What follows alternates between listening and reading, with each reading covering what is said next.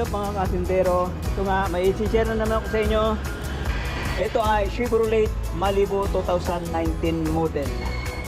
Yan. Magpapalit tayo ng compressor. Compressor nito ay stock up din. Stock up. At magpapalit tayo ng compressor, condenser, tsaka yung valve, expansion valve. Magtatanggal tayo ng harapan nito.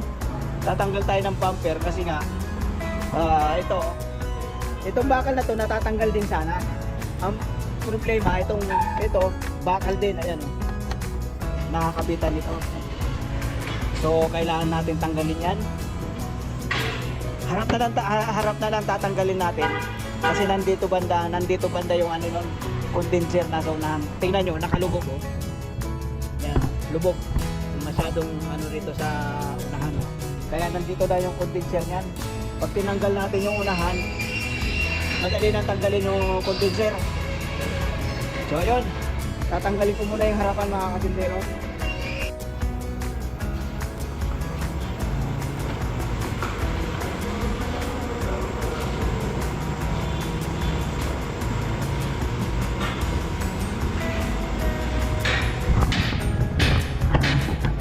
So ayun na nga mga kasindero, natanggal ko na yung harap.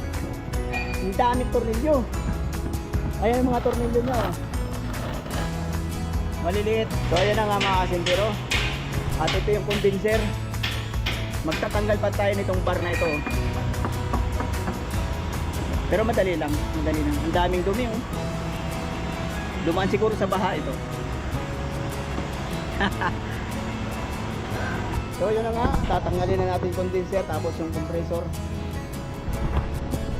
Pero baka bukas na yan. Ang oras ngayon ay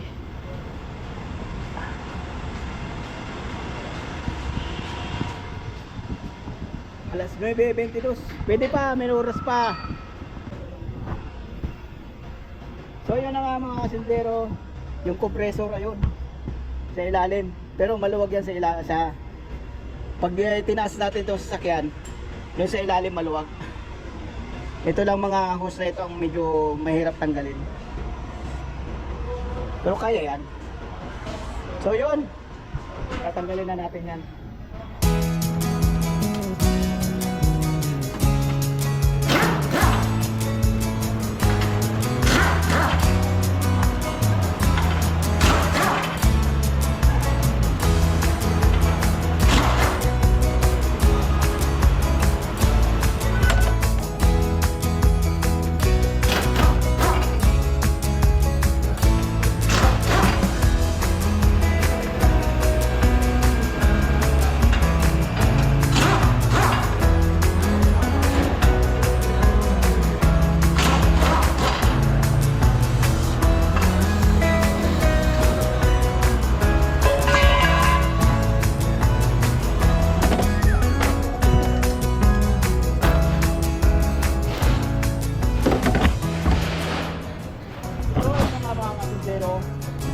Ayun na yung condenser, madali na siyang ilabas, madali nang kuhanin, nakaano lang siya,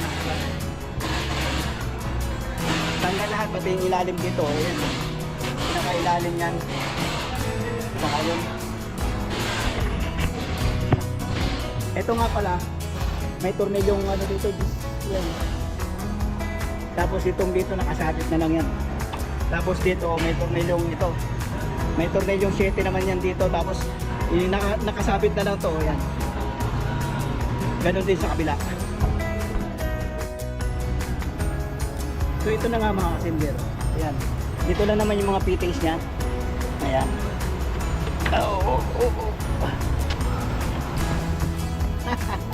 Natanggalan ko na rin naman ng priyo nito. Ng refrigerant.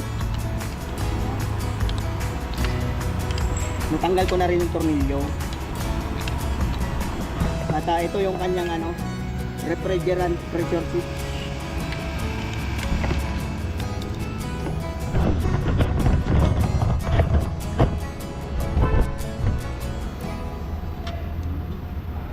Nahirap talaga magtrabaho ng isang kamay ang gamit. So ito na nga. Nakasabit lang to dito mga kasindero. Ayan. Ayan. Nakasabit lang doon. Ayun. Tapos ganun din dito. Tapos yan na. Oh. At ito nga pala mga kasindero, ito malamang di ko na ikakabit ito, hindi ko na lalagay.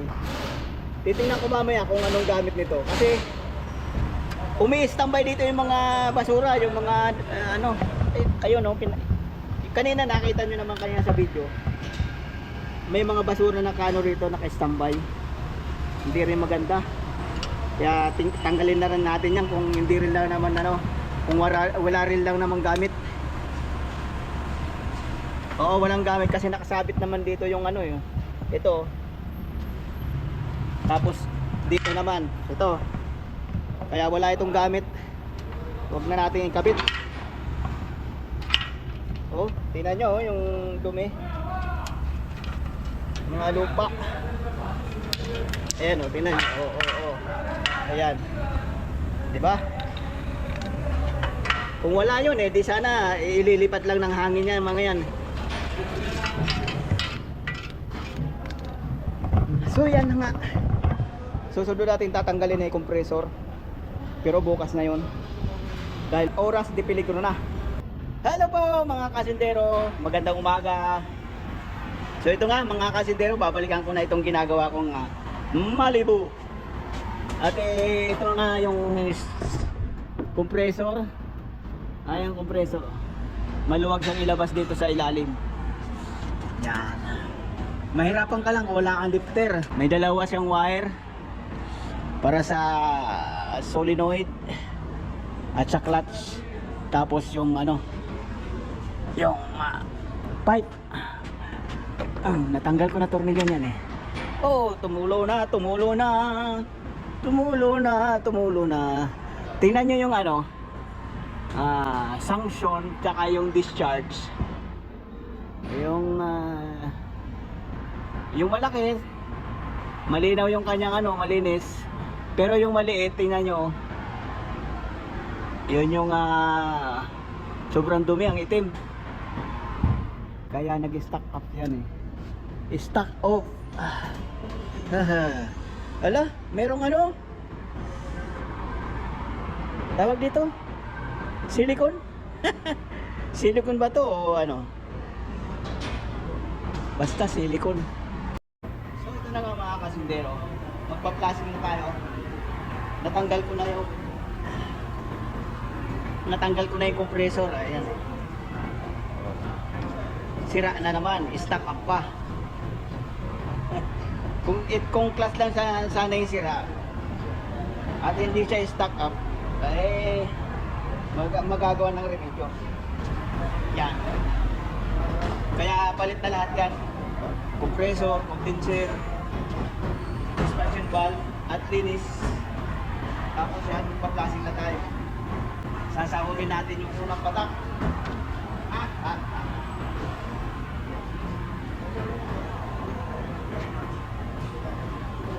Mahirap pag walang ano, pag walang kabali.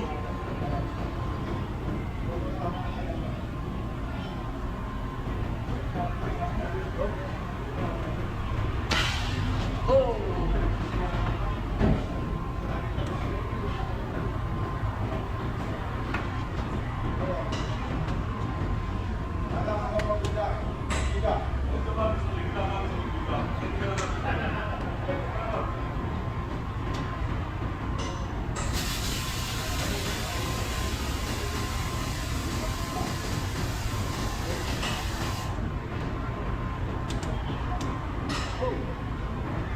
Ayan, unang patak. Yung green tsaka yung itim nagsama lang. Ipa-flashing lang natin ito lahat hanggang sa luminaw.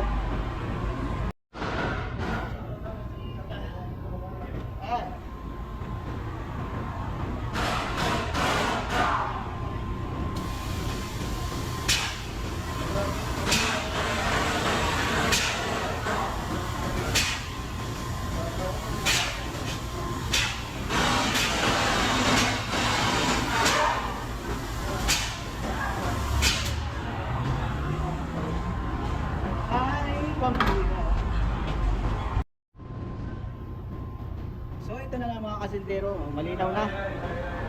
pang limang klaseng. Pambihira. Ubos yung isang ano ubos yung isang garura. Kunti na lang natira. Yan. So yan. Ikakabit na natin yung mga bagong pyesa, compressor, condenser, tsaka yung valve. Tapos pagka yun, tapos na. So ito na nga mga kasindero. Ito na yung bagong compressor. Pero bago natin ikabit, checkin muna natin kung mayroong sunay sa oil sa loob. Para sigurado. Dito lang yung kakargahan, dito lang checkin yung mga kasindero. Pag hindi na i-12, wala, nalaglag pa yung ano. Kailangan maano na ito, ibabalik nyo rin ito. Tanda. Tapos, ano natin yung mga kasindero, itinan natin kung may tutulong na langis. Yan, yung ganyang kurba, kalahati na dapat yung langis yan, kalahati. Ganyan natin, dahan-dahan, tingnan natin kung may langis. Tingnan nyo mga kasindero, nakabugsok na yan kakaunti lang yung langis, ganun lang halos dito lang langis. Kaya kung hindi ka magkakarga ng langis, malamang mag-start up ulit itong bako. Kaya kailangan mag-add ka ng sunis oil. Huwag kang maasa doon sa sabi nilang may langis sa loob. Kunting-kunti lang yung nasa loob. Pag nag-circulate na yung refrigerant, gasino na lang yung langis na maglalatag mo sa system. Mayroon may evaporator, mayroon pang condenser. Gaano kalaki yung system, gano'n lang yung langis ang nakita natin. Kaya kailangan natin mag-add at least ang ganito. Diba? Yung iba, sabi nila, wag na raw maglalagay ng, hindi na raw kailangan lagyan ng langis kasi may langis na. Kulang yung langis na nilagay dyan para lang wag kalawangin yung loob kasi pag na-stock nga naman ng matagal. Ganito lang ang paglalagay ng langis.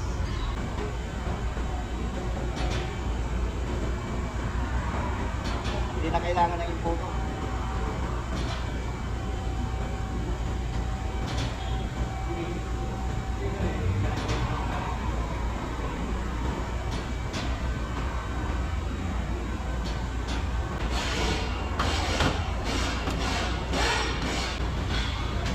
Kailangan dagdagan natin ng langis. At least 6 to 7 ounce ilalagay natin langis.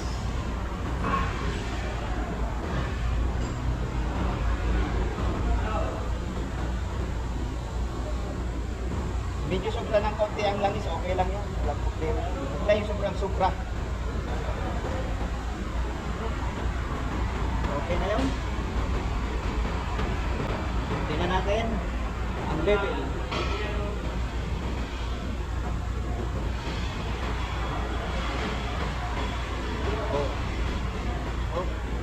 Yan, 1/4.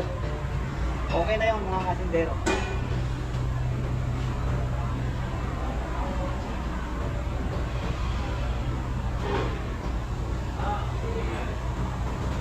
Sigpitan. Kailangan higpit. Huwag naman sobrang higpit. Baka naman malos rin.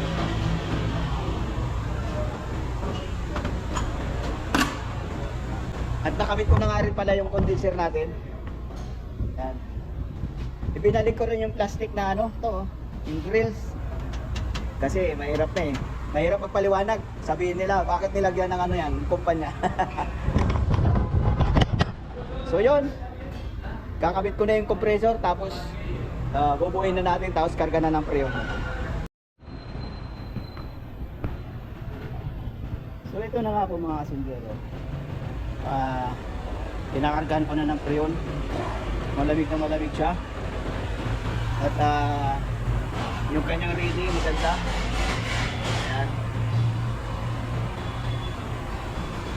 At pagkatapos sa loob ay malamig na malamig.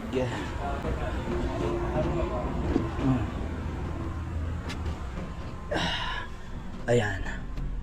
Kailangan nila siguro palitan yung yung filter. Medyo mahina ang buga ng hangin. Ayan. Pero malamig. Maganda ang kinalabasan.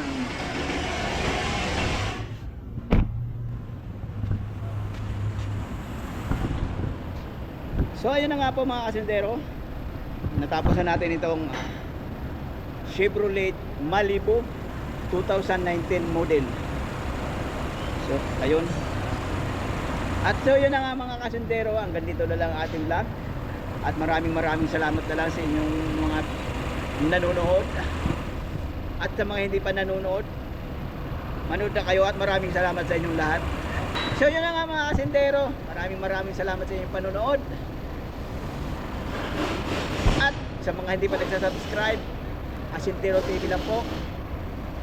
At paki-like nyo na lang ang aking mga video. At comment and share. Yun lang po, maraming salamat po sa inyong lahat. God bless po sa inyong lahat. Bye bye.